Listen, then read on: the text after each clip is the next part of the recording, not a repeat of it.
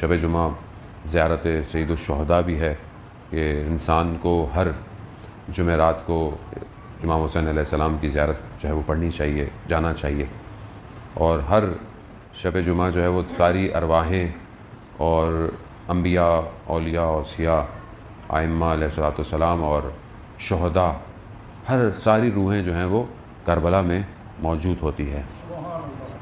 یقیناً ہر مومن کے دل کو بھی ایسے ہی ہونا چاہیے کہ وہ بھی جو ہے وہ کربلا کی طرف اس کی توجہ ہو، کربلا کی طرف اس کا دل جو ہے وہ مائل ہو۔ ظاہری طور پر اگر ہم نہیں بھی جا سکتے تو ہمارا دل جو ہے وہ کربلا کی طرف ہونا چاہیے۔ دنیا میں جتنا امام حسین علیہ السلام کا کرم ہے اس سے کہیں زیادہ عالم برزخ میں ہمیں امام کی ضرورت ہے، اور جو جتنا یہاں امام کا ذکر کرے گا، قریب ہوگا، وہ عالم جو ہے وہ اتنا ہی امام کی طرف انسان کو متوجہ کرے گا۔ تو بہرحال یہ تھوڑی سی دیر گفتگو جو ہے وہ، کیونکہ بہرحال شب جمعہ بھی ہے اور ہمارے اپنے مومنین اور ہمارے جتنے مرحومین ہوتے ہیں ان کی روحیں جو ہیں وہ ہمارے گھروں میں بھی آتی ہیں، ہمارا انتظار بھی کرتی ہیں اور ہماری طرف متوجہ ہوتی ہیں کہ میرے پیچھے میری اولاد، میرے چاہنے والے میرے لیے کیا کر رہے ہیں۔ تو ہمیں توجہ ہونی چاہیے ان کے لیے بھی، صرف اپنے لیے زندہ رہنا نہیں چاہیے، اور اگر آج ہم اپنے مرحومین کے لیے کچھ کریں گے تو کل یقیناً ہمارے پیچھے بھی ہماری اولاد کے کچھ لوگ جو ہے وہ ہمارے لیے بھی کچھ کریں گے۔ عالم ابھی جب انسان بدن سے روح نکلتی ہے اس عالم میں جاتی ہے، وہ دوسرا عالم جو ہے وہ ایسا نہیں ہے کہ کہیں اور ہے، بلکہ عالم برزخ جو ہے وہ ہمارے اس عالم کے ساتھ جو مادہ ہے اس کے پیرلل ہے، اس کے ساتھ ساتھ ہے، اور ہم جو بھی عمل انجام دیتے ہیں وہ عمل ریئل ٹائم میں اپنی شکل اختیار کر جاتا ہے عالم برزخ میں۔ یعنی جو بھی ہم یہاں عمل کرتے ہیں، چاہے اچھا ہو یا خدا نخواستہ برا ہو، وہ یہ نہیں ہے کہ آپ جائیں گے تو آپ کے لیے کچھ ہوگا، نہیں، آپ نے یہاں عمل کیا وہ عمل مجسم ہو جائے گا، چاہے وہ اچھا ہے تو اچھی چیز بنے گی، بری ہے تو وہ بری چیز بن جائے گی، اور یہ آپ کے ساتھ ساتھ ہے۔ اور جس حالت میں انسان کا خاتمہ ہوتا ہے وہ جو اس کی اصل حالت عالم برزخ میں ہوتی ہے وہی سامنے آ جاتی ہے۔ یہ جو انسان مرتا ہے تو اس کو سکور کارڈ دکھا دیا جاتا ہے، یہ کیسے ہوتا ہے؟ کیسے ہوتا ہے کہ انسان اپنی قبر خود تیار کرتا ہے؟ یہ جو کہا جاتا ہے، ہوتا کیا ہے کہ ہم جو کر رہے ہوتے ہیں وہی ہمارے باطن، ہمارے عالم میں باطن پہ اثر کر رہا ہے۔ مثال کے طور پر میں نے اگر کوئی نیکی کی ہے تو کوئی اچھی چیز یا میری اپنی شکل اچھی ہو جائے گی عالم برزخ میں۔ ایک تو میں ظاہر ہوں جو آپ مجھے دیکھ رہے ہیں، لیکن اصل میری شکل کیا ہے؟ وہ میری باطن ہے، میری روح، میرے نفس کی کیفیت کیا ہے۔ اس سے ظاہر ہے صرف اہل معنی، اہل دل جو ہیں وہ اس کو دیکھ سکتے ہیں۔ آج بھی دنیا میں لوگ ایسے ہیں کہ جو انہیں دیکھتے ہیں اور جنہیں نظر آتا ہے کہ جب ان کی خدمت میں کوئی پہنچتا ہے تو وہ اس کی اصل شکل کو دیکھ رہے ہوتے ہیں، اور اسی کو دیکھ کر وہ اس کی ٹریٹمنٹ کرتے ہیں، کیونکہ بہرحال جتنے بھی ایسے لوگ ہیں وہ روحانی ڈاکٹر ہیں، اور ڈاکٹر کبھی بھی جو ہے وہ نقصان نہیں، اگر آپ چھپانا بھی چاہیں گے اس سے تو آپ ڈاکٹر سے چیز چھپا نہیں سکتے۔ تو یہ اللہ تعالیٰ نے ہمارے لیے دروازہ کھلا رکھا ہے۔ آیت اللہ عظمہ بہجت رضوان اللہ تعالیٰ علیہ کہ شب جمعہ ہے، آپ کی صلوات ان کے درجات میں اضافہ فرمائے۔ اللہم صلی علی محمد آل محمد وعجل۔ آیت اللہ عظمہ بہجت کی خدمت میں جب بھی کوئی جاتا تھا تو بہرحال مشہور تھا کہ آغا بہجت کو انسان کی اصل نفس کی شکل نظر آتی ہے، تو لوگ گھبراتے بھی تھے جانے سے ان کی طرف۔ تو ہم نے بھی اپنے استادوں کے ساتھ دیکھا کہ ہمیں بھی پتہ تھا کہ ہمارے استاد کو اصل شکل نظر آتی ہیں۔ اب یہ کس طرح آتی ہیں یہ تو وہی جانتے ہیں کیسے نظر آتی ہیں، لیکن ہم بھی یہ کوشش کرتے تھے کہ ہم سے اگر کوئی غلطی ہو گئی ہے تو ہم آگے نہیں جاتے تھے ان کے آگے، کہ کوئی غلطی کر بیٹھے ہیں تو ہم ان کے سامنے جائیں گے۔ تو ہمارے ایک استاد نے ہمیں کہا کہ یہ تم ادب نہیں کر رہے، یہ اپنے اوپر ظلم کر رہے ہو، کیونکہ اگر تمہارے اندر کوئی بیماری ہے روح کی تو وہی علاج کرے گا جو روح کا ڈاکٹر ہے، تو تم اس سے دور کیوں جا رہے ہو؟ تم جاؤ ان کے پاس تاکہ وہ تمہارا علاج کریں۔ عزیزان محترم، رجب علی خیاط جو ایک بہت بڑے عارف اپنے زمانے میں گزرے ہیں، وہ کہتے ہیں کہ میں جو ہے وہ ایک قبرستان گیا اور میں نے دیکھا کہ قبرستان میں بڑی خوشبو آ رہی ہے، اور میں نے اس سے پوچھا گورکن سے کہ یہاں کسی کو دفنایا ہے؟ تو اس نے بولا ہاں، یہ ایک کسی کو یہاں دفنایا ہے۔ تو وہاں پہنچے اور کہا کہ بہت خوشبو آئی ہے، تو لوگوں کو نہیں آئی، تو انہوں نے کہا کیونکہ ان کے لیے عالم برزخ کھلا ہوا تھا، ان کے لیے عالم برزخ ایسے ہی تھا جیسے ہم ایک دوسرے کو دیکھتے ہیں۔ تو وہ کہنے لگے کہ اس مردے کی، یعنی جو شخص فوت ہوا ہے، اس کی قبر پر سید الشہداء تشریف لائے ہیں، جن کے آنے کی وجہ سے خوشبو اس پورے قبرستان کو معطر کیا ہے، اور اس ایک شخص کی وجہ سے پورے قبرستان میں جو لوگ دفن تھے ان کے گناہوں کو بخش دیا گیا۔ یعنی ایک شخص اس کمال پہ پہنچ جائے کہ خود امام اس کی قبر پہ تشریف لائیں، کیا مقام ہوگا؟ یعنی اس کا مطلب ہے کچھ کیا ہے زندگی میں ایسا۔ تو یہ باطن جو ہے یہ بہت مہم ہے عزیزان محترم۔ بہرحال جو میری گفتگو ہے کوشش کروں گا اس کو جو ہے وہ اس میں وارد ہوں اور اس کی طرف آپ کی توجہ لے کر حاصل کروں کہ یہ باطن بہت مہم ہے امام تک پہنچنے کے لیے۔ ہم اجتماعی طور پر جب جمع ہوتے ہیں اور بڑے اچھے عمل کرتے ہیں، دعا پڑھتے ہیں، مجلس کرتے ہیں، لیکن ہماری خلوت اور تنہائی بہت زیادہ مہم ہے، اور باطن کو یہی تشکیل دے رہی ہوتی ہے۔ ہم اپنے اس باطن کو دیکھیں کہ بہرحال ابھی ہمارے باطن کی شکل کیا ہے، کیسے ہے، یعنی آپ کو اپنی کیسے شکل نظر آئے گی، آپ اپنے آپ کو کیسا دیکھتے ہیں، کیسے آپ اپنے آپ کو، آپ اندر سے کیا ہیں۔ اور یہی جو اندر ہے، جب انسان مرتا ہے نا تو وہ جو اندر ہوتا ہے نا وہ سامنے آتا ہے۔ یعنی جس حالت میں آپ ہوتے ہیں اسی حالت میں آپ کا مواخذہ شروع ہو جاتا ہے۔ اگر آپ نے کسی پہ ظلم کیا، آپ کہتے ہیں نا جی یتیم کا مال کھایا، تو آپ نے آگ اپنے بطن میں ڈالی ہے، تو آگ مجھے اور آپ کو تو نظر نہیں آ رہی ہے، لیکن بطن آپ کے آگ سے ہوتا ہے، اور خدا نہ خواستہ اسی حالت میں مر گئے، آگ میں جلتے رہیں گے، ہمیں نہیں محسوس ہوگا۔ اس طرح کئی ایسے واقعات ہیں جو کتاب جو ہے وہ منازل الاخرہ جو بہت مشہور کتاب ہے، علماء اس سے کئی واقعات بیان کرتے ہیں، اس میں کئی واقعات ہیں ایسے، مثلا دو جوان تھے جا رہے تھے زیارت پہ، رستے میں بہرحال کوئی حملہ ہوا، ایک کا انتقال ہو گیا، ایک مر گیا۔ کچھ دنوں بعد دوسرا خواب میں آیا تو اس نے دیکھا کہ بھئی وہ خواب میں بڑے سبز باغ میں ہے اور بڑی اچھی جگہ پر ہے، تو بڑا خوش ہوا کہ بھئی میرا دوست کس مقام پر ہے، لیکن دیکھا کہ اس کو نا پاؤں میں نا ایک بچھو کاٹتا ہے، سب کچھ صحیح ہے لیکن پاؤں میں ایک بچھو۔ تو اس نے بولا یہ کیا ہے؟ کہتا ہے یہ ہر روز مجھے کاٹتا ہے، مجھے بہت تکلیف ہوتی ہے۔ تو کہتا ہے کیوں؟ کہتا ہے میں ایک دن کسی دوست کے گھر کھانے پہ گیا تھا، تو میں نے ایک جو چاقو ہوتا ہے پھل کاٹنے والا، وہ مجھے اچھا لگا تو میں نے بغیر اس کی اجازت کے چھپا لیا۔ کتنی قیمت ہے اس کی؟ کیا قیمت ہوگی اس کی؟ کہا چھپا لیا۔ کہتا ہے اب یہ وہ چاقو بچھو بن کر مجھے عالم برزخ میں روز تکلیف دے رہا ہے، تو کیا میں کچھ کر سکتا ہوں؟ کہتا ہاں تم میرے گھر جاؤ، فلانی جگہ پر وہ رکھا ہوا ہے، وہ جا کر اسے دے کر آؤ، اس سے بولو کہ مجھے معاف کرے، جب تک معاف نہیں کرے گا میں اس عذاب میں مبتلا رہوں گا۔ تو یہ تو چھوٹی سی چیز ہے، ہم اپنی زندگی میں کیا کر رہے ہیں؟ کتنے لوگوں کا دل دکھاتے ہیں، کتنے لوگوں کا حق کھاتے ہیں، خدا نہ خواستہ دکان میں گئے بغیر پوچھے اٹھا لیا، چکھنے لیا، بغیر مالک کی اجازت کے، بغیر کسی کی گاڑی میں گزرتے ہوئے اسکریچ مار دیا، اس کو بتایا نہیں۔ کتنی چھوٹی چھوٹی چیزیں ہیں جن کو ہم اپنی زندگی میں توجہ نہیں دیتے، اور عالم برزخ میں پھنسے ہوئے ہیں لوگ، اس ٹائم پھنسے ہوئے ہیں، ظالم محترم پھنسے ہوئے ہیں، شدید پھنسے ہوئے ہیں، ہم متوجہ نہیں ہیں۔ وہ جن کو اجازت ملتی ہے وہ تو خواب میں آ کے اپنے پیچھے اولاد کو یا کسی دوست کو آ کے بتا دیتے ہیں کہ ہم پھنسے ہوئے ہیں، لیکن ہماری کیونکہ زندگی خود اتنی مادی ہے، ہمیں خواب بھی صحیح نہیں آتے، اور آتے بھی ہیں تو ہم توجہ ہی نہیں کرتے کہ سامنے والا کیوں پھنسا ہوا ہے۔ تو ہم متوجہ نہیں ہیں اس عالم سے، اور یہ وہ عالم ہے کہ جہاں ائمہ نے بھی ارشاد فرمایا ہے کہ ہم آخرت میں تمہاری شفاعت کریں گے، عالم برزخ میں خود اپنا انتظام کر کے آنا۔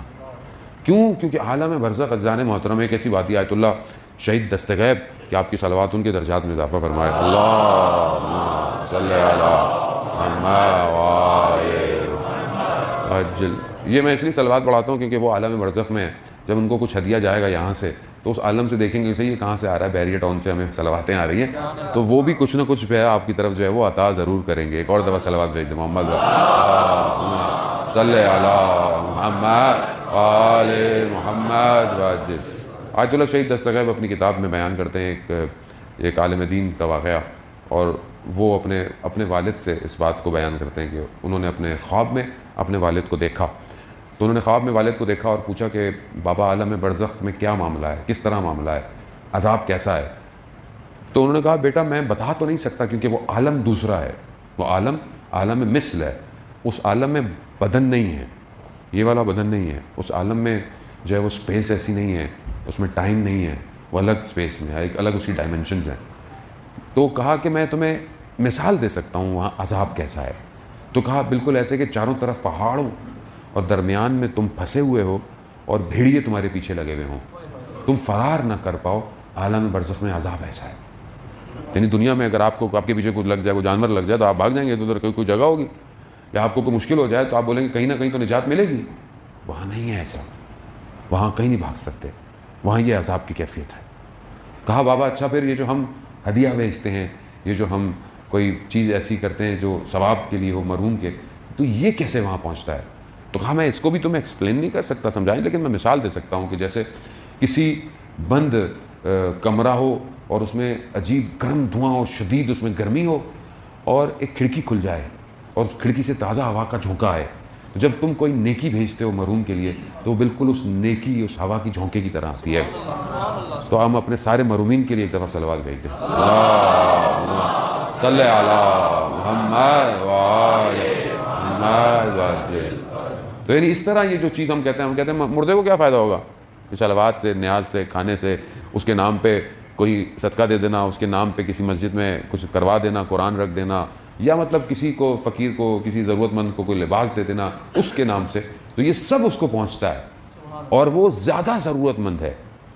یہ اس لیے کیونکہ دیکھیں یہ وہ عالم ہے کہ جو اس عالم سے بڑا کنیکٹڈ ہے، اور جب تک آپشن ہے، جب تک ساری چیزیں کھلی ہوئی ہیں۔ خود حضرت عیسیٰ کا میں نے پہلے بھی آپ کی خدمت میں واقعہ بیان کیا کہ حضرت عیسیٰ گزر رہے تھے، دیکھا قبر پہ عذاب ہے، کچھ عرصے کے بعد دوبارہ گزرے تو عذاب نہیں تھا، کہا پروردگار کیا معاملہ ہے، یہ پھر عذاب ختم ہو گیا، کہا اس کی اولاد میں سے کسی نے ایک پل ٹوٹا ہوا تھا، اس پل کو بنایا تاکہ لوگ صحیح طرح گزر سکیں، اس نیکی کی وجہ سے ہم نے اس کی قبر سے عذاب ہٹا دیا ہے۔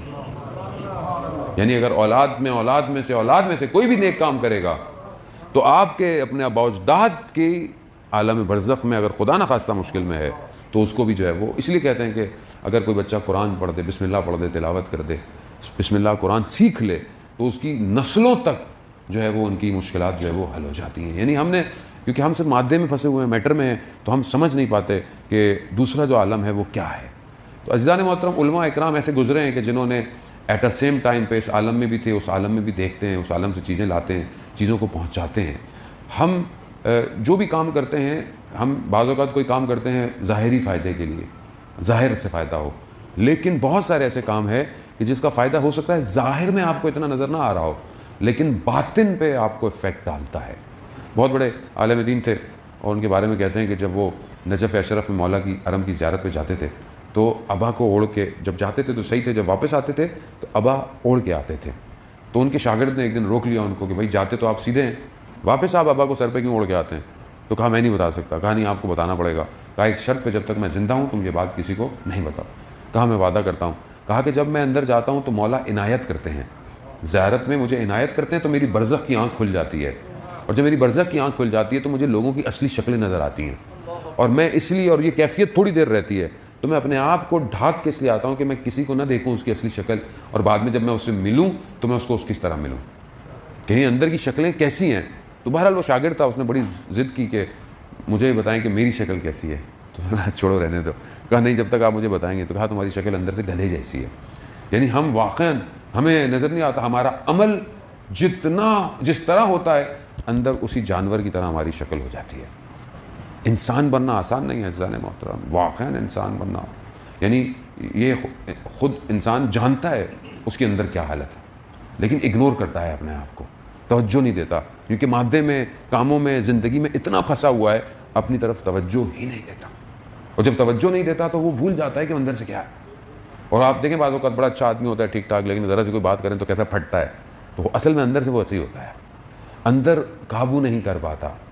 باہر بہت اچھا ہے، سلام کرتا ہے، پیار سے ملتا ہے، لیکن شاید اپنی زوجہ کے ساتھ بد اخلاقی کرتا ہے، اپنے بچوں کے ساتھ اس کا رویہ بہتر، اپنے ماں باپ کے ساتھ بے احترامی کرتا ہے، بدتمیزی کرتا ہے۔ کیوں؟ اندر سے وہ صحیح نہیں۔ تو ہم اس حالت میں کیسے اپنے امام تک پہنچیں گے کہ جب ہم اپنی اندر کی طرف متوجہ نہیں ہیں؟ پروردگار جو ہے، جہاں میں نے کل آپ کو خدمت میں عرض کی کہ حدود الہی جو ہیں، حدود الہی کو جب کوئی پامال کرتا ہے تو ظاہر ہے وہ خدا سے جنگ کر رہا ہے، خدا کے مقابلے میں آیا ہے۔ سورہ مجادلہ میں جہاں اس معاہدے کو، اس حدود کو ڈیفائن کیا گیا ہے، وہاں پر جو ہے وہ اگلی آیات جو ہیں وہ ایک نجوہ کی طرف، ایک سرگوشی کی طرف بات کر رہی ہے۔ کیا کہہ رہا ہے قرآن؟ کہہ رہا ہے کہ اگر جو دشمن نجوہ کرتا ہے، اگر یہ 3 لوگ ہیں تو چوتھا اس میں پروردگار ہے، اگر یہ 5 لوگ ہیں تو چھٹا اس میں پروردگار ہے۔ یعنی کوئی بھی شخص خدا کے مقابلے میں بیٹھا ہوا یہ جو نجوہ کرتا ہے، یہ جو سرگوشیاں کرتا ہے، یہ جو پلاننگ کرتا ہے، چاہے وہ اسلام کو تباہی کی ہو، چاہے وہ فرقہ واریت کی ہو، چاہے وہ کسی طریقے سے اسلام کے حدود کے مخالف ہو، یہ جو آپس میں پلاننگ کر رہے ہیں یہ سمجھ نہیں رہے۔ خدا قرآن میں کہہ رہا ہے کہ جو تم پلاننگ کر رہے ہو، تمہارے درمیان میں بھی سن رہا ہوں تمہاری پلاننگ، اور یہی وجہ ہے کہ صدر اسلام میں جب کوئی پلاننگ کرتے تھے یہ رسول کے خلاف، تو رسول پر وحی نازل ہو جاتی تھی کہ یہ منافقت آپ کے درمیان میں آپ کے خلاف یہ کرنا چاہتے ہیں. کیوں؟ کیونکہ خدا موجود ہے ہر جگہ. اور یہ بھول جاتے ہیں کہ جو نجوہ کر رہے ہیں اسلام کے خلاف، کسی چیز کے خلاف، یہ خدا کے مقابلے میں آ کر، تو یہ جو ہے وہ انہیں کوئی نہیں سن رہا، خدا سن رہا ہے. اور خدا اس بات کو اپنے ولی تک پہنچا دیتا ہے کہ یہ خلاف بات کر رہے ہیں. تو آپ گھبرائیں نہیں. آج کل کے دور کے اندر دشمنی پلاننگ کر رہا ہے بیٹھا ہوا، فرقے واریت کر رہا ہے. خدا خود کہہ رہا ہے کہ میں سن رہا ہوں ساری پلاننگوں کو، اور اپنے لوگوں کو بصیرت. اس لیے آپ دیکھیں نا کہ جو با بصیرت ہے شخص، جو عالم با بصیرت ہے، وہ کیوں دور اندیشی کی باتیں کر رہا ہے؟ وہ کیسے دشمن کی باتوں کو پہچان لیتا ہے؟ وہ کیسے کہہ دیتا ہے کہ یہ تمہارا دشمن ہے، کچھ بھی کر لینا ہے، کبھی دوست نہیں ہو سکتا؟ کیوں؟ کیونکہ وہ جو نجوہ کرتا ہے اللہ اپنے ولی کو بتا دیتا ہے. قرآن یہی کہتا ہے. ظاہر ہے ہم قرآن سے ظاہر ہے ہم دور ہیں اتنے زیادہ، ہمیں قرآن سمجھ میں اس طرح نہیں آتا. یہ نجوہ، یہ سرگوشیاں عالم میں ہیں، اور اس نجوے کا اصل سرگوشی کا دشمن کی اصل ہدف کیا ہے؟ وہ کیا پلاننگ کرتا ہے، کیا گفتگو کرتا ہے؟ اس کے 3 ہدف قرآن بیان کرتا ہے. پہلا کہ یہ گناہ کی طرف متوجہ کرے. کس طرح ایک شخص سے گناہ کرایا جائے، کس طرح اس کی خلوت میں گناہ کرایا جائے، کس طرح اس سے واجبات ترک کیے جائیں. یہ وہ یہی سرگوشی کرتا ہے آپس میں بیٹھے. دوسری چیز وہ دشمنی پہ لے کر آتا ہے. کس سے؟ خدا اور رسول کے مقابلے میں. جب آپ سے واجب ترک کرائے گا، جب آپ سے گناہ کرائے گا، اور ایک گناہ تو یہ فردی ہے، دوسرا گناہ اجتماعی ہے. یعنی کوئی ایسا گناہ کرائے، کوئی ایسا کرائے جس سے اجتماع میں مشکلات پیدا ہوں، اس اجتماع کے اندر، سوسائٹی کے اندر مشکلات پیدا ہوں، تو یقیناً پھر آپ خدا اور رسول کے مقابلے میں کھڑے ہیں، دشمنی کر رہے ہیں، تباہ کر رہے ہیں، معاشرے کو تباہ کر رہے ہیں، چیزوں کو تباہ کر رہے ہیں. تو یہ ساری سرگوشیاں جو تھیں، یہ صرف وہ زمانے میں نہیں، ابھی بھی دشمن مختلف جگہوں پہ بیٹھا ہوا سرگوشیاں کر رہا ہے کہ کس طرح اسلام کو نقصان دینا ہے، کس طرح مسلمانوں کے آپس میں تفرقے، کس طرح ان کو آپس میں لڑوانا ہے، کس طرح یہ سب جو آج کل آپ کے سامنے ہو رہا ہے، یہ سب ظاہر ہو رہا ہے. اس سے بڑھ کر کہ کس طرح ان کو اس قابل کریں کہ یہ اپنے امام کو پہچان ہی نہ پائیں. یہ اس کا سب سے بڑا نجوہ ہے اس ٹائم، کہ کس طرح ان جوانوں کو برباد کیا جائے. یہ جتنے پلیٹ فارم آپ کے سامنے دنیا کے اس ٹائم سوشل میڈیا کے ڈیزائنڈ ہیں، یہ سب اس کا نجوہ ہے، یہ سب اس کی پلاننگ اور سرگوشی ہے کہ اپنی عبادت سے دور ہو جائے. اب اس کو ظاہر ہے میں اس کو سمجھ نہیں پا رہا، میں ان چیزوں کو سمجھ نہیں پا رہا کہ اس ٹائم دشمن کیا گفتگو کر رہا ہے. یہ سب سر جوڑ کے بیٹھتے ہیں پوری دنیا، اور یہ جو ہے وہ یہ پلاننگ کرتے ہیں ہر قوم کے حساب سے، ہر فرقے کے حساب سے، ہر شہر اور ہر ملک کے حساب سے یہ پلاننگ کرتے ہیں، یہ گفتگویں کرتے ہیں کہ کس طرح انسانیت کو برباد کرنا ہے. اصل میں ان کا یہ نجوہ خدا کے مقابلے میں ہے، یہ خدا کے نظام کے مقابلے میں آئے ہوئے ہیں، مگر ان کا یہ نجوہ کھوکھلا ہے، یہ کبھی بھی مقصد پہ نہیں پہنچ سکتے. عزیزان محترم، کیونکہ اللہ کا ولی ہمیشہ سے کائنات میں موجود رہتا ہے، اور یہ جو پلاننگ کر رہے ہوتے ہیں ساری پلاننگیں اس کو پتہ ہوتی ہیں، اسی لیے وہ بھی پھر ایسی پلاننگ کرتا ہے جو ان کو نہیں پتہ ہوتی. دشمن نے کربلا میں کیا کیا؟ اپنی پلاننگ کی، نامے بھیجے، لیٹر بھیجے گورنر کو، اس کو روکو، اس کو روکو، مانتے نہیں ہیں تو گردن اڑا دو، نہیں مانے بیعت کراؤ، نہیں مان رہے، یہاں سے نکلے، وہاں سے نکلے، کعبہ آئے. کیوں کعبہ ترک کر دیا؟ کہا میں دیکھ رہا ہوں کہ احراموں میں تلوار لے کر آئے ہیں، نہیں چاہتے تھے، اس کی پلاننگ تھی یہی مار دیا جائے، حج میں جائے کہ لوگ آئے تھے مار دے، لیکن نہیں، اللہ کا ولی ہے، سارے نجوے سنتا ہے، سارے نجوے سنتا ہے، سن رہا ہے، سب پتہ ہے کہ یہ کیا چاہتے ہیں، کیا کر رہے ہیں. کہا یہاں نہیں ہوگا، کہا نہیں، خود آگے جائیں گے. آگے جا کر اللہ کے ولی نے اپنی پلاننگ سے کربلا ڈیزائن کی ہے، ان کی پلاننگ سے نہیں کی ہے. یہ کربلا میں امام کو لے کر نہیں آئے، امام نے ان کو بلایا پر ہے. کوئی نام و نشان نہیں ہوگا، ختم کر دیں گے. یہ نہیں پتا تھا یہی کربلا وہاں پہنچ جائے گی کہ پروردگار عرفے والے دن عرفہ کے منا پر بعد میں پہلے کربلا پہ تجلی کرے گا. یعنی کس مقام پر اس کو امام حسین لے کر آئے، اس خاک کو، کہ تم سمجھے کہ ہم اسی خاک میں ختم کر دیں گے، دفنا دیں گے. نہیں، اسی خاک کو، پوری دنیا میں کوئی خاک ہی نہیں اس خاک کے علاوہ شفا کے لیے. اس خاک کو شفا بنا دیا امام حسین نے. اس تربت کو نہ صرف شفا بنایا بلکہ حجابات کو ختم کرنے کا طریقہ بنا دیا. حدیث وقت نہیں ہے کہ میں آپ کو وہ بیان کروں انشاءاللہ اگر فرصت رہی ایام میں، کہ کس طرح یہ حجابات کو ختم کرتی ہے. عزیزان محترم، اس مقام پر لے کر آئے. کیوں؟ اللہ کا ولی پلاننگوں سے جانتا ہے، اللہ کا ولی ہے، حجت الہی ہے. یہ تو انسان ایمان لے کر آئے، خوف کیسا؟ دنیا آپ کے مخالف ہو جائے، دنیا آپ کے مقابلے میں جمع ہو جائے، دشمن جتنا بھی ہو جائے، کچھ نہیں کر سکتا. کیوں؟ کیونکہ وہ جتنی بھی پلاننگ کر رہا ہے اللہ کا ولی اس سے واقف ہے، ساری چیزیں واقف۔ وہ بہت مشہور واقعہ جو ائمہ کے ایک عالم دین کا واقعہ تھا کہ جہاں مشکل میں پڑ گئے شیعہ، تو انہوں نے توسل کیا امام سے کہ ہم 3 دن کی مہلت مانتے ہیں اور ہمیں مل جائے۔ تو ایک دن بھیجا، ایک کو گریا کیا، بڑا اس نے کیا، نہیں ملے۔ دوسرے دن بیابان میں چلے گئے، گریا کرتے رہے، نہیں ملے۔ تیسرے دن تیسرا گیا، اور کئی لوگوں میں سے انتخاب کیے تھے چند لوگ، انہوں نے تیسرا گیا، اس نے اتنا گریا کیا، امام مل گئے۔ امام نے بتا دیا یہ وہاں جاؤ، ایسا ایسا ہے واقعہ، آپ لوگوں نے سنا ہے، طولانی میں آپ کا وقت نہیں لینا چاہتا۔ تو سوال ہونے میں مولا پہلے کیوں نہیں آئے، پہلے کیوں نہیں بتایا؟ کہا تم نے خود 3 دن کا وقت مانگا تھا، تم نے خود 3 دن کا وقت مانگا تھا۔ تو اس کا مطلب ہے تم اگر وہی بولتے ہم تمہیں وہیں آ جاتے، وہیں آ جاتے۔ عزیزان محترم، جب امام رضا علیہ السلام کی شہادت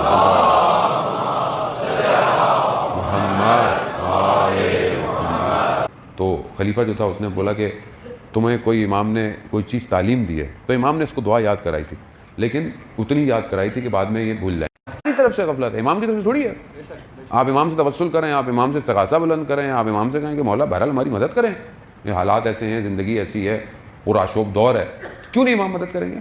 اور امام مدد کر رہے ہیں لوگوں کی، ایسے تھوڑی دنیا آگے کی طرف بڑھ رہی ہے، ایسے تھوڑی امام کے سرباز آگے جا رہے ہیں، امام مدد کر رہے ہیں، لیکن وہ پہلے محنت کرتے ہیں، پھر امام ان کی بھی مدد کرتے ہیں۔ عزیزان محترم، یہ نجوہ جو ہے، یہ سرگوشیاں جو ہیں، یہ کائنات میں ہو رہی ہیں، ابھی بھی ہو رہی ہیں۔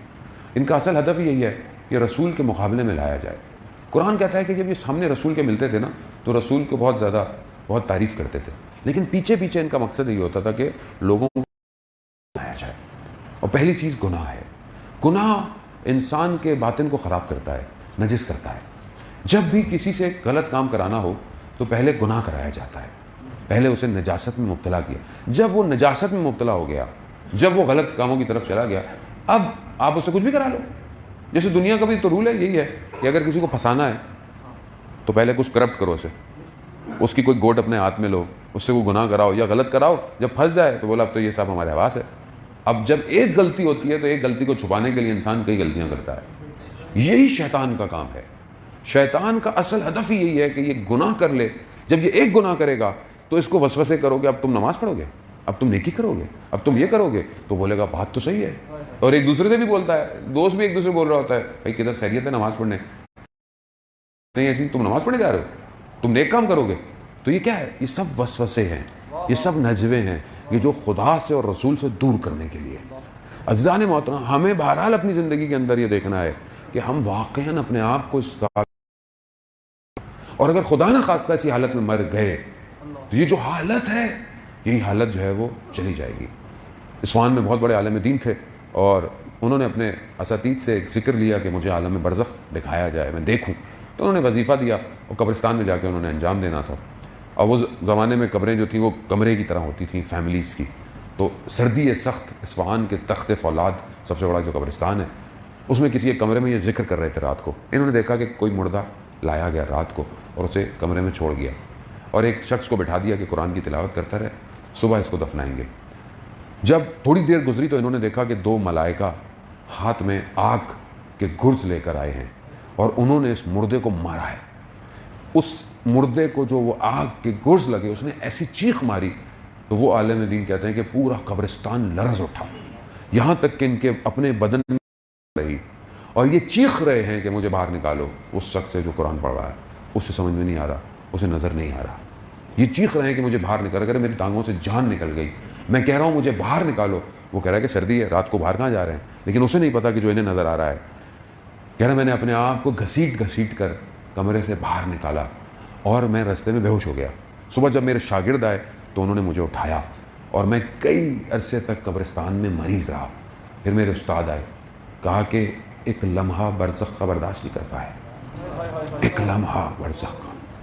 عزیزان محترم، ہم متوجہ نہیں ہیں کہ ہم جو زندگی گزار رہے ہیں کس طرح کی ہے۔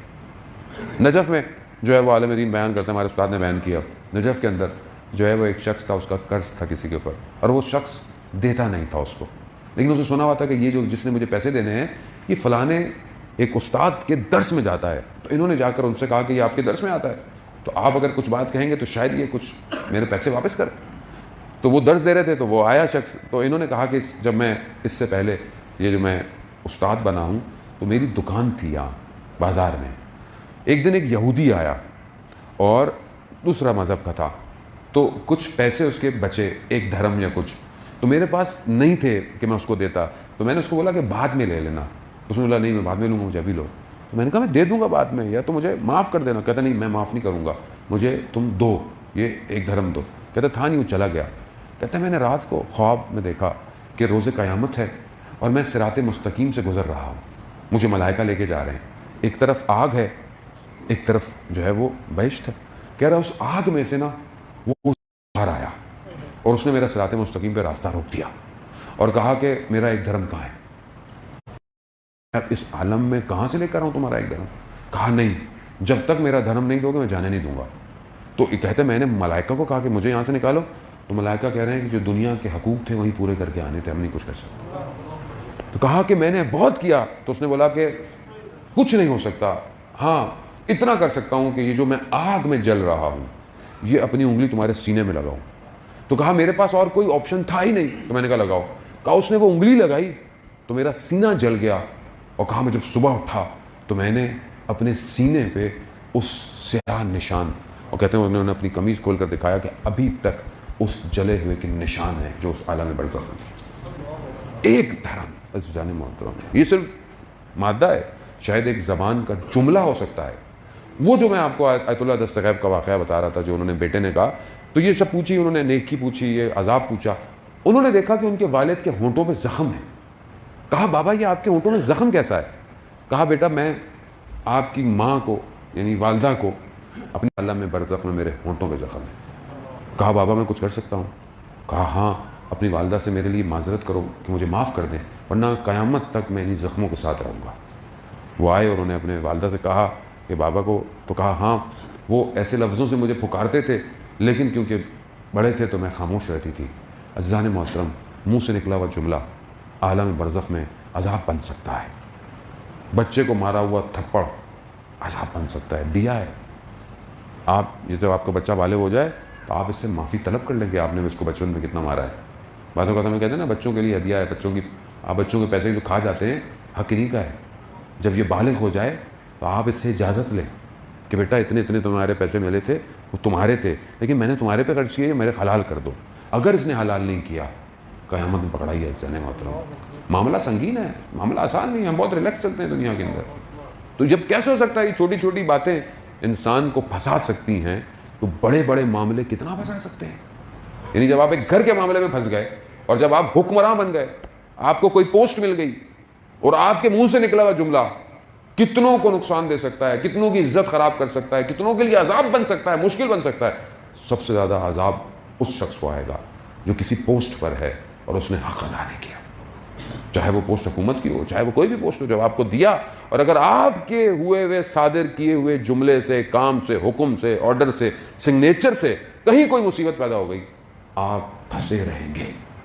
یاد رکھیے آسان نہیں ہے. دنیا میں بڑا اچھا ہوتا ہے, ڈیزگنیشن, پوسٹیں, پروٹوکول, یہ سب مل جائیں. ادھر بہت خطرناک پروٹوکول ہے.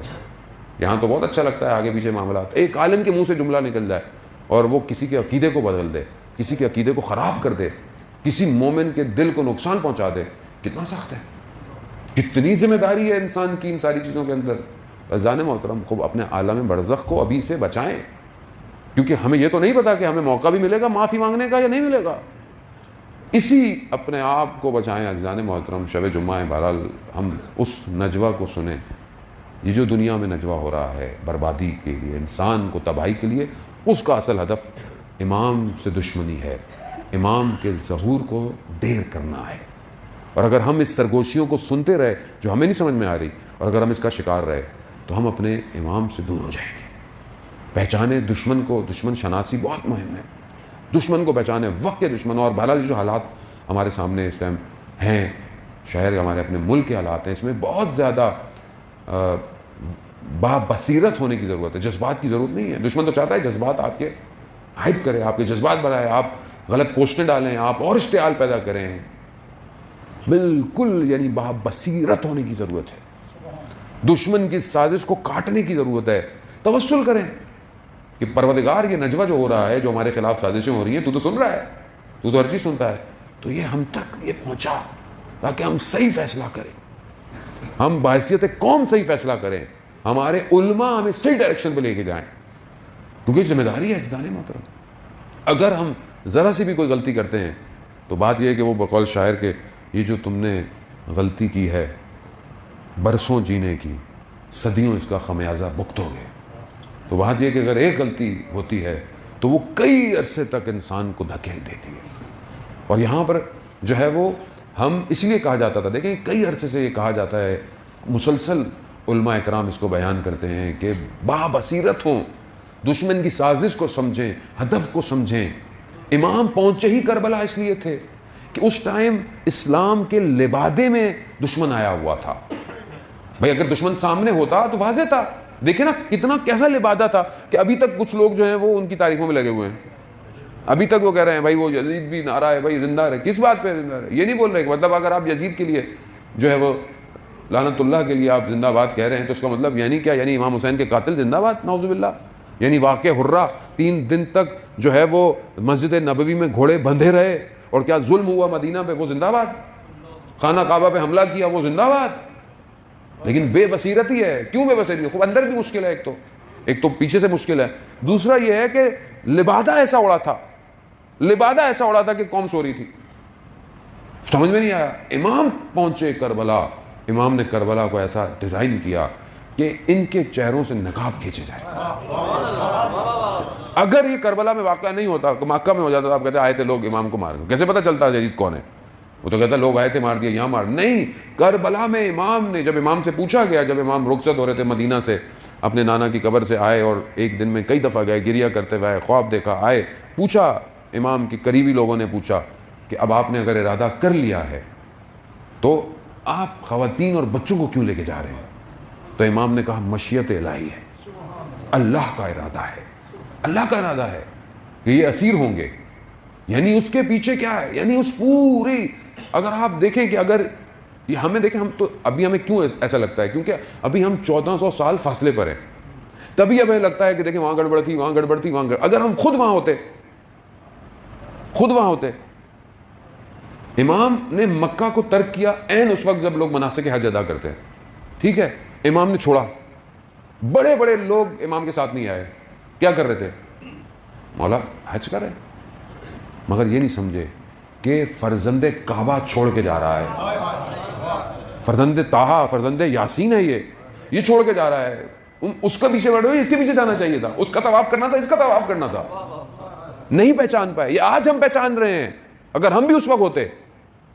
آسان نہیں ہے عزیزان محترم یہ پہچاننا، امام کو آسان ہوتا تو بہت سے لوگ ہوتے، مشکل کام تھا، اسی مشکل کو آسان بنایا امام نے کربلا آگے، کہ قیامت تک جو بھی قومیں آئیں گی، لوگ آئیں گے، انسانیت آئے گی، پہچان لے یزید شخص نہیں ہے، یزید نظام ہے پورا۔ حسینیت زندہ آباد، زندہ آباد، مردہ آباد، مردہ آباد، اللہم صلی علی محمد علیہ محمد۔ اب دیکھیں ظاہراً تو کتنا آسان تھا، بھئی مار دیں، کچھ لوگوں کو مار دیا، نکل جاؤ، ان کو اسیر بنا کے لے جاؤ، ظاہراً تو ان کے لیے تھا تو کوئی بات نہیں، لیکن انہیں کیا پتا کہ امام نے کتنا سب کچھ ڈیزائن کیا ہوا ہے۔ امام اپنے 6 مہینے کے بچے کو لے کے اس لیے آئے تھے کہ تمہارے چہرے سے نقاب اتار دیں، نقاب اتارا ہے، ایک 6 مہینے کے بچے نے یزیدیت کو بے نقاب کیا ہے، تاکہ قیامت تک لوگ بولیں کیسے لوگ تھے، 6 مہینے کے بچے کو پانی نہیں دے سکتے تھے، اس لیے وہ باب الحوائج ہیں، 6 ماہ کا بچہ جو ہے وہ باب الحوائج ہے، کل بہرحال آپ کی خدمت میں بڑھا میں نے۔ تو یہ جو امام ہوتا ہے اللہ کا ولی، یہ ہم اب اس کو دور میں پہچاننے میں ہم سے تاخیر ہوتی ہے۔ اس کی وجہ کیا ہوتی ہے؟ ہمارا باطن مشکل میں ہے۔ امام دلوں کا طبیب ہوتا ہے، جب دل مشکل میں ہو تو طبیب تک نہیں پہنچ پاتے۔ ہر دور کے اندر اماموں کو لوگوں نے زیادہ نہیں پہچانا، مشکل لوگوں کی طرف سے تھی۔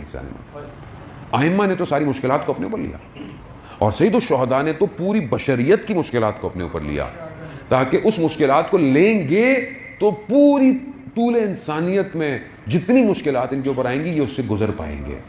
اگر یہ امام نے نہ کیا ہوتا آج آپ سے کوئی بھی مشکلات برداشت نہیں ہونی تھی، یہ جتنے واقعے ہوئے پورے تاریخ میں، انسانیت پہ تشیع پہ ظلم و ستم ہوا، بنی ہاشم کو دیواروں میں چنوا دیا گیا، اور ہر دور کے اندر اس کے بعد مشکلات ہوتی رہی، حتیٰ دوسری قوموں کے اوپر جو مشکلات آئی، جنہوں نے درسگاہ امام حسین سے لی تھی وہ صبر میں رہے، کامیابی میں رہے۔ اس لیے کہا جاتا ہے کہ امام حسین علیہ السلام بشریت کی نجات کے لیے آئے تھے، بشریت کی نجات ہے۔ ہمیں خود سمجھنا ہے کہ ہم اپنے وقت کے امام کو سمجھیں کہ ابھی امام ہمارے وقت کا ہم سے کیا چاہتا ہے۔ اس وقت جب خانہ کعبہ کو چھوڑا امام نے، اس امام نے، تو لوگ نہیں سمجھ پائے کہ کیا مہم ہے، کیا اہم ہے، کیا واجب ہے، سمجھ نہیں پائے، گھرے رہے۔ آج بھی یہی ہے۔ آج جب امام تو غیبت میں ہے نا، امام تو غیبت میں ہے، امام تو حاضر نہیں ہے، مگر امام کے جو نمائندے ہیں سارے، جو باعمل با بصیرت علماء ہیں، مہاراجے ہیں، وہ جب کوئی بات کہہ رہے ہیں آپ سے بار بار، وہ جب کچھ چیزوں کو نشاندہی کر رہے ہیں پچھلے کئی سالوں سے کہ یہ کام نہیں کرو، اس کام کو چھوڑ دو، اس کام کو ایسے کرو، مگر ہم کیا کہہ رہے ہیں؟ لو یہ بڑے عزادار آ گئے، یہ بڑے نئے لوگ آ گئے، ہمارے تو آباء و اجداد یہی کر رہے تھے۔ مشکل بات ہے نا، ظاہر ہے ہضم نہیں ہوتی ہے یہ بات۔ آج جب ان مراجع اکرام کو میں فالو نہیں کر پا رہا، میں مثال ہے نا، پریکٹس ہے، ٹھیک ہے، آج اگر میں سید علی خامنائی کو فالو نہیں کر پاتا، ٹھیک ہے، اور میں کہتا ہوں بھائی ان کو کیا پتا، ہم خود بہت بڑے عزادار ہیں، ہمیں سب پتا ہے، ہمیں یہ پتا ہے، تو آپ پریکٹس میں کیسے آئیں گے کہ کسی ایک کو فالو کرنا ہے؟ کیسے فالو کرنا ہے؟ ابھی مشکل لگتا ہے، یہ اصل میں ہضم نہیں ہوتا، کیونکہ بڑی سخت بحث ہے یہ۔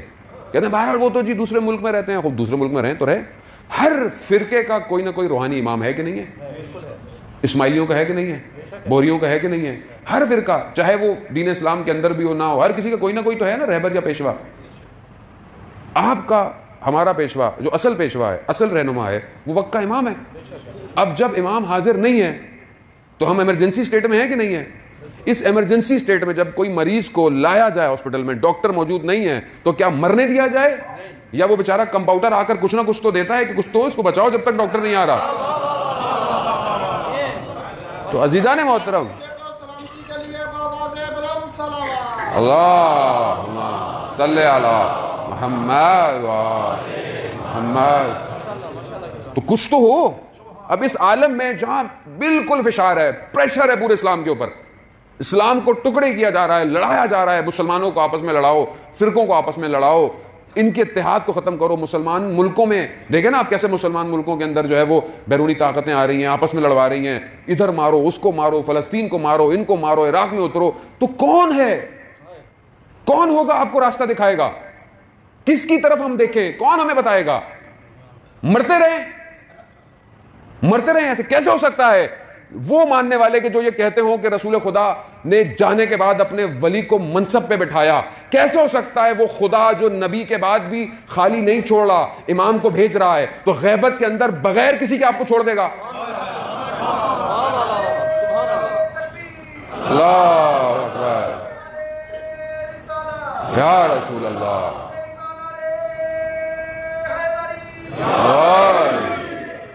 زندہ باد، زندہ باد، مردہ باد، مردہ باد،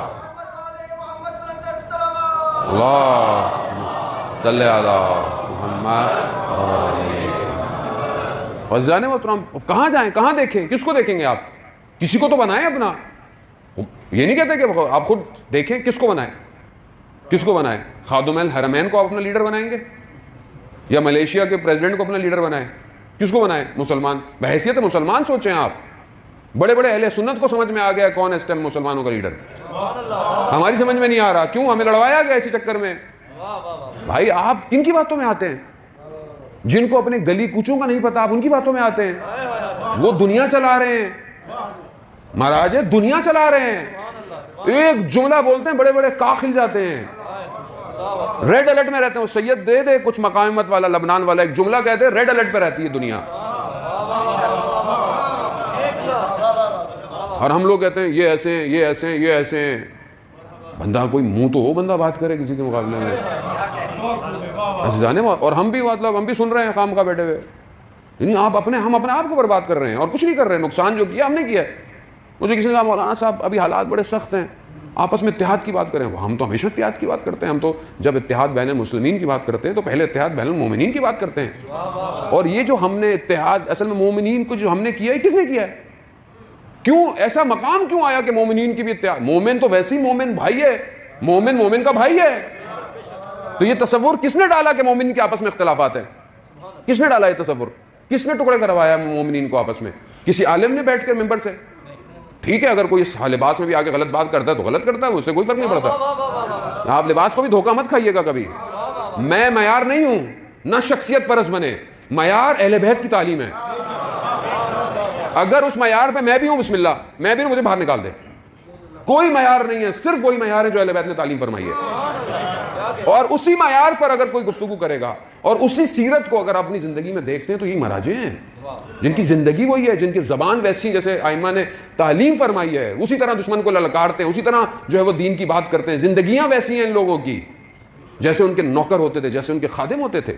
یہ خادم ہیں ان کے, یہ نوکر ہیں ان کے. یہ خود کہتے ہیں کہ جو کچھ بھی کیا یہ سب آپ کا دیا ہوا ہے مولا, اور ہم اسی حالت میں آپ کا انتظار کر رہے ہیں. کیوں؟ انہیں جانتے ہیں کہ ہمارا آقا اصل ہے, ہمارا صاحب زندہ ہے. کیسے ہو سکتا ہے کہ صاحب ہمارا زندہ ہو اور ہم اس دنیا کی کھوکھلی ناروں سے گھبرا جائیں؟ مشکل ہم نے ڈالی ہے جان محترم کہ وہاں صاحب آپس میں نہ کہوں. بھائی ہم کب کر رہے ہیں کسی کو؟ لیکن اگر آپ کی صفوں میں منافق آئے ہوئے ہیں تو آپ کو جدا تو کرنا ہے. اس نہج پہ آپ کیوں آ گئے ہیں؟ گھبرا کس چیز پر ہیں آپ؟ یعنی اب آپ جو ہے وہ غلط کو غلط بھی نہیں بولیں. یعنی اب یہ آپ کی حالت آ گئی ہے تو پھر جان محترم پھر ہم مجلس پڑھنا چھوڑ دیتے ہیں. اگر آپ کو غلط بولنے میں تکلیف اور برا لگ رہا ہے تو پھر ہم نہیں پڑھتے مجلس, نہیں پڑھتے. آپ پڑھوائیے, سب سے لے جائیں قوم کو جہاں لے کر جانا ہے آپ نے. ہم تو ویسے بھی لیڈر نہیں ہیں, نہ ہم نے کبھی بولا کہ ہم لیڈر ہیں. ہم تو خط مقدم کے سپاہی ہیں کہ پہلے اگر گولی آئے تو اپنے سینے پہ کھاؤ, اگر کوئی تیر آئے تو اپنے سینے پہ کھاؤ پہلے, اور وقت کے امام کو بچاؤ. اور کل کو سوال یہ کیا جائے گا امت سے کہ تم نے ہمارے پیچھے کیا کیا؟ تیار نہیں تھے. تیار کیسے ہوں گے جب آپ کو کوئی ڈائریکشن ہی نہیں مل رہی؟ آپ ایک ڈائریکشن کی طرف متوجہ ہوں. جان محترم کئی سال ہو گئے, اس قوم کو اندر سے توڑا گیا ہے. سمجھنے کی کوشش کریں, جب آپ ایک طرف فوکس ہوں گے دشمن آپ کو کبھی کچھ نہیں بگاڑ سکتا. ایک متحد ہونے کی ضرورت ہے. سب کو علماء ہوں, ذاکر ہوں, نواخواں ہوں, مرثیہ ہوں, انجمنیں ہوں, ٹرسٹیں ہوں, ایک طرف متوجہ ہوں. یہ دشمن نے کام کیا ہے کہ آپ کو آپ کے اصل سے توڑا ہے. آپ کا اصل جو تھا وہ یہی تھا نا کہ جہاں سے آپ کا دین نشت لے رہا ہے, اس سے توڑا ہے آپ کو, اور توڑ کر آج اس مقام پہ لے آیا ہے کہ آپ کے سامنے یہ سارے حالات جو ہیں وہ ہو رہے ہیں. یہ دشمن کی پرانی سازش ہے. ڈیوائیڈ اور رول کرو ان کے اوپر, اور آپ دیکھ لیں کہ یہ کون ڈیوائیڈ کرتا ہے اور کہاں سے پیسہ آتا ہے اور کون تباہ کر رہا ہے قوم کو. خدا کے لیے ہم نے بہت گریا کروا دیا اپنے وقت کے امام کو. اب اور زیادہ گریا نہ کروائیں. اپنی ذاتوں سے باہر آئیں, اپنے نفسوں سے باہر آئیں, امام کے لیے زندہ رہیں اور امام سے دعا کریں. خدا, میں تو دعا کرتا ہوں مولا سے کہ مولا جو میں کہتا ہوں خدا آپ مجھے توفیق ایسی دیں, خدا کی بارگاہ سے دعا کریں میرے لیے امام زمانہ کو. میں آتا ہوں, توسل کرتا ہوں کہ میں وہ کہوں جس سے آپ راضی ہوں. میں کوئی ایسی بات نہ کروں جو میری اپنی ذات کے لیے, میری شہرت کے لیے ہو. اگر ایسی بات ہو تو اس کو ختم کریں میرے پر, صرف آپ کے لیے ہو, آپ کی آمد کے لیے مقدمہ ہو, آپ کے ظہور کے لیے دلوں کی تیاریاں ہوں.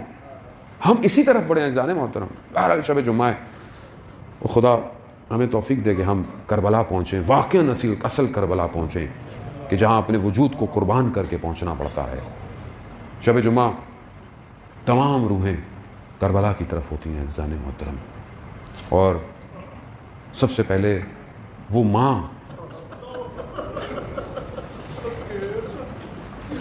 ماں ہر شب جمعہ جو کربلا جاتی ہے اور اپنے فرزند کو دیکھتی ہے. اللہ اکبر.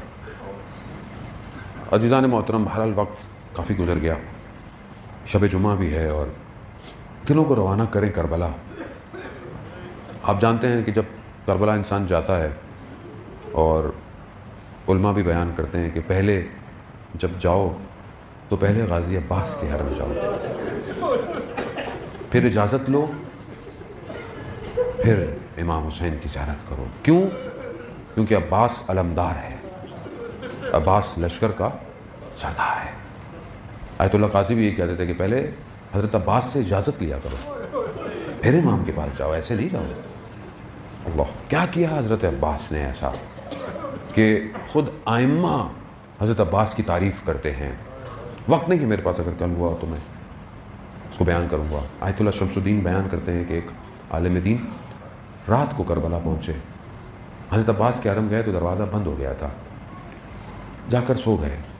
خواب میں کیا دیکھا کہ امام حسین کا حرم ہے اور رسول خدا اور امیر المومنین علیہ السلام تشریف رکھتے ہیں۔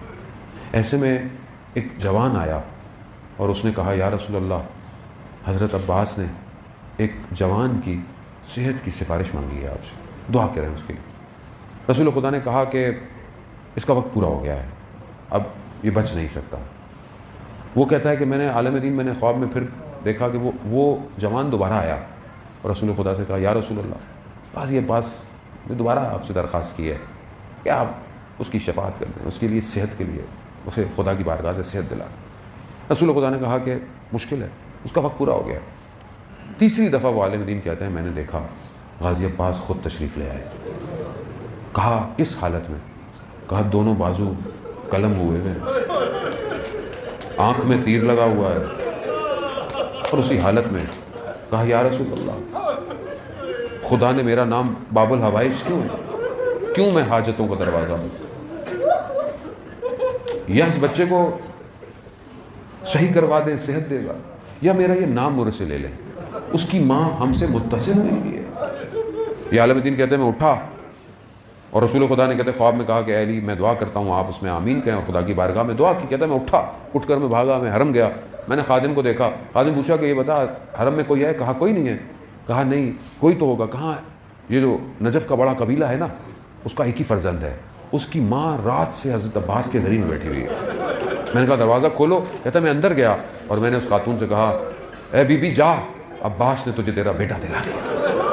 اللہ یا غازی عباس، ارے ہم بھی خطا کار ہیں، گناہ گار ہیں، بیمار ہیں، بہت سارے لوگ حاجتیں لے کر آپ ہی کے دروازے پر آ گئے، کس کے پاس؟ باب الحوائج ہیں آپ کو تو دعائیں مانگی گئیں، آپ کے لیے تو امام علی نے کتنی دعائیں مانگی، کہاں کہاں سے جو ہے وہ آپ پیدا ہوئے۔ ہاں عزیزان محترم، عباس نام ایسا ہے کہ جس کی وجہ سے اہل حرم کو بڑا سکون تھا۔ بس یہ تو تصور کرنے والی باتیں ہیں نا صاحب، کہ وہ بہنیں جنہیں پتا ہو عباس جیسا بھائی ہے وہ، تو ان کے ذہن میں کبھی تصور ہی نہیں تھا کہ ہاتھوں میں رسیاں بندھیں گی، بازاروں میں پھرایا جائے گا، کبھی سوچا ہی نہیں تھا عباس کی بہنوں نے۔ ہاں زیادہ، لیکن روزے عاشورہ آئی، آپ سنتے رہتے ہیں، بہرحال میں زیادہ آپ کو مزاحم نہیں ہوں گا، بس آنکھیں آپ کی نم ہو گئیں، آپ نے گریہ کر لیا، خدا قبول کر لے۔ روزے عاشورہ آئی، ایک ایک کر کر چلے گئے، ایک ایک کر کر جانے لگے۔ جب لوگ جنگ کرتے تھے کوئی نہ کوئی، تو دشمن کے لشکر کو جو پیچھے پھینکتا تھا وہ غازی عباس تھا، پیچھے ہٹاتا تھا ہمیشہ۔ ایک مقام پر زہیر ابن کین سے حضرت عباس کے سامنے آئے، کہا عباس ایک بات کہوں؟ حضرت عباس نے کہا یہ وقت نہیں کوئی بات کرنے کا۔ کہا نہیں، مجھے آپ کے بابا کی بات یاد آ گئی۔ کہا بابا کا نام لیا ہے تو کہو۔ کہا آپ کو پتا ہے آپ کے بابا نے آپ کو کیوں مانگا تھا؟ کہا یہ وہی دن ہے جس کے لیے مانگا تھا۔ غازی عباس کہتے ہیں تم مجھے جوش دلا رہے ہو، ایسی انگڑائی لی کہ گھوڑے کی لگامیں ٹوٹ گئی اور ایسا وار کیا کہ دشمنوں کی گردنیں اڑتی گئیں، لیکن افسوس عباس کو جنگ کی اجازت نہ ملی۔ غازی عباس آئے امام حسین کی خدمت میں، کہا مجھے جنگ کی اجازت دے۔ کہا عباس کیسے دے؟ تم ہمارے لشکر کے سردار ہو، علمدار ہو سکتا ہے غازی عباس نے مڑ کے دیکھا ہوگا مولا لشکر کہاں ہے، کہاں ہے لشکر؟ اجازت نہ ملی، نہیں ملی اجازت۔ مگر کیا کریں، بچوں کی پیاس اتنی تھی کہ آج بھی جب آپ علم دیکھتے ہیں نا تو اس کے ساتھ مشکیزہ آپ کو اس بچی کی یاد دلاتا ہے جس نے چچا کو پانی کے لیے بھیجا۔ بچی نے جب دیکھا کہ اتنے بچے پیاسے ہیں، چھوٹا بھائی پیاسا ہے، تو چچا کے پاس، چچا بچے پیاسے، کتنی امید سے وہ آئی، کہا اجازت دلا دو ہم پانی لے آئیں گے۔ اجازت دلا دی۔ عزیزان محترم، بہرحال علماء بیان کرتے ہیں کہ جب بچی نے کہا ہوگا تو ہو سکتا ہے امام حسین نے کہا ہو بیٹا آپ کو اپنے بھائی کے لیے پانی چاہیے، ہمارا بھائی گیا تو پلٹے گا نہیں۔ یہی ہوا عزیزان محترم، گئے، میں مراحلوں کو طے کر رہا ہوں تیزی سے آگے کی طرف، بس اپنے آخری جملوں کی طرف۔ غازی عباس گئے، غازی عباس پہنچے، کوئی روک نہیں پایا عباس کو۔ حضرت عباس نے پانی تک پہنچ گئے، پانی تک پہنچے نا پانی کو ہاتھ میں لیا تو 20 سال پرانی اپنے بابا کی وصیت یاد آ گئی۔ شب 21 رمضان کو جب حضرت علی نے عباس کو بلایا تھا نا، تو کہا بیٹا ایک وقت آئے گا جب پانی تک پہنچ جاؤ گے تو یاد رکھنا حسین پیاسا ہوگا۔ اللہ اکبر، وہی وقت جب پانی دیکھا نا عباس نے تو عباس کو یاد آیا، اللہ با وفا، ارباب پیاسا ہے کیسے پانی پیے، پانی کو پانی پہ مار دیا، مشکیزہ بھرا۔ اب مقصد کیا ہے، یہ پانی پہنچ جائے خیموں تک۔ اب یہ مشکیزہ جو ہے وہ امید ہے، مشکیزہ پانی تک بڑھے آگے۔ دشمن نے کوشش کی روکنے کی، دایاں بازو شہید ہوا، بایاں بازو شہید ہوا۔ میں نے پڑھ لیا، آپ نے سن لیا۔ اللہ علم کو بھی بڑھا ہوا ہے، مشکیزے کو بھی سنبھالا ہوا ہے، اور خیموں کی طرف بڑھے جا رہے ہیں۔ مقتل کہتا ہے اٹھ کے دیکھتے رہے عباس خیمے کتنے فاصلے پر ہیں، کیوں؟ اس کو پہنچانا ہے پانی کو۔ با وفا ہے نا، وفا ہے، وفادار کرنی ہے۔ دشمن نے کہا یہ کون سی طاقت ہے جو عباس کو روک نہیں پا رہی؟ ایک نے کہا یہ مشکیزہ ہے، تیر کھینچا، مشکیزے کو نہیں، عباس کی امیدوں پہ پانی پھر گیا۔ مشکیزے جیسے ہی پانی بہا، گھوڑا بھی با وفا تھا، اس نے رخ موڑ لیا۔ اسی عالم میں ایک لعین نے تیر جو آنکھ میں مارا، اللہ اکبر۔ سن سکیں گے اجزان محترم، آپ سنتے رہتے ہیں، جب آپ کہیں جا رہے ہو نا تیزی سے اور آنکھ میں کچھ آئے تو کیا کرتے ہیں؟ ہاتھ سے ہٹاتے ہیں۔ اللہ اکبر، اللہ کیسے نکالے؟ ابھی اسی عالم میں تھے کہ ایک گرز لگا، اور میرا مولا زین سے زمین میں کیسے آیا؟ جب کوئی اوپر سے آتا ہے نا تو ہاتھوں کے سہارے رکتا ہے۔ اللہ کیسے آئی یہ کمائی ام البنین کی، کیسے آئی یہ کمائی زمین پر۔ اللہ اکبر۔ جب وہ وقت آیا تو میرا چوتھا امام کہتا ہے کہ میں نے اپنے بابا کو دیکھا کہ جب میرے چچا عباس گرے نا تو میرے بابا نے کمر پکڑی ہے، کہا انکسر ظہری، میری کمر ٹوٹ گئی۔ اللہ، عباس کا گرنا تھا، امام حسین کی کمر ٹوٹ گئی۔ اب کس طرح امام نے اپنے آپ کو حضرت عباس کے بدن پہ پہنچایا؟ عزیزان محترم، جب کوئی اور گرتا تھا نا تو امام حسین مستقیم آتے تھے، کیوں؟ کیونکہ خیموں کی حفاظت عباس کرتا تھا۔ اب ایک نگاہ خیموں پر، ایک نگاہ عباس کے بدن پر، پہنچ گئے۔ بس چند جملے التماس دعا۔ امام حسین نے اپنے بھائی کے سر کو اپنے زانوں پہ رکھا، اللہ اکبر، خون کو صاف کیا، آپس میں تکلم شروع ہوا۔ درخواست ہی کر سکتا تھا نا، ہمیشہ کبھی بھائی نہیں کہا امام حسین، مولا کہا ہے، مولا سے درخواست ہی کر سکتے تھے۔ کیا درخواست ہے؟ علماء کہتے ہیں کہ مولا سے درخواست کہ میرے بدن کو یہی چھوڑ دیجیے گا، میرے بدن کو، آپ جانتے ہیں نا سارے بدن گنج شہداء میں دفن ہے، غازی عباس کا نہیں ہے۔ حضرت حر کا بدن ان کے قبیلے والے لے گئے تھے آگے، یہ وہ بدن ہے وہیں رہا جہاں گرا۔ کیوں؟ علماء کہتے ہیں کیوں حضرت عباس نے ایسا کہا کہ میرے بدن کو خیموں میں مت لے کے جائیے؟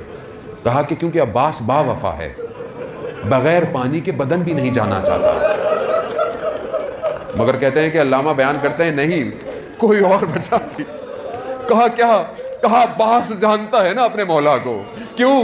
کہا 3 دن کا بھوکا پیاسا ہے، صبح سے لاشوں کو لے کر آ رہا ہے، اب میں اپنے بدن کو کیسے لے کر جائے؟ کہا یہیں چھوڑ دو۔ اب علم اٹھایا، میرے مولا نے خیموں کی طرف رخ کیا۔ اب بچے امید سے ہیں کہ چچا عباس پانی لائیں گے۔ اب بچی دیکھ رہی ہے، جیسے ہی پہنچا دیکھا علم تو بابا کے ہاتھ میں ہے۔ کہا بابا جان، چچا عباس۔ کہا بیٹا وہ وہی نہر کنارے رہ گئے۔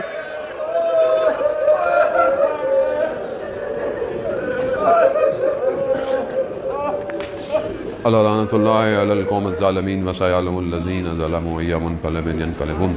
پروردگار امام زمانہ کے ظہور میں تعجیل عطا فرما، ہمیں ان کے ناصروں، ان کے مددگاروں میں شمار فرما، جو پریشان حال ہے ان کی پریشانیوں کو دور فرما۔ پروردگار شب جمعہ ہے، ہمارے مرحومین کی مغفرت فرما، ان کی قبروں کو اہل بیت کے نور سے منور فرما۔ پروردگار جو بھی دنیا میں مشکلات ہیں مسلمانوں کی، ان کو سب کی جان مال عزت آبرو کی حفاظت فرما۔ آپ ہمارے ملک میں جو بہرحال تفرقہ کو پھیلانے کی کوشش کر رہا ہے، شر کو پھیلانے کی کوشش کر رہا ہے، پروردگار اس کو اس کے ناکام اور اس کے شوم ہدف میں اسے ناکام بنا۔ پروردگار ہمارے ملک میں استحکام اور عزت عطا فرما، اس کے دشمنوں کو نیست اور نابود فرما، علماء کرام مراجع کرام کو طول عمر اور سلامتی عطا فرما۔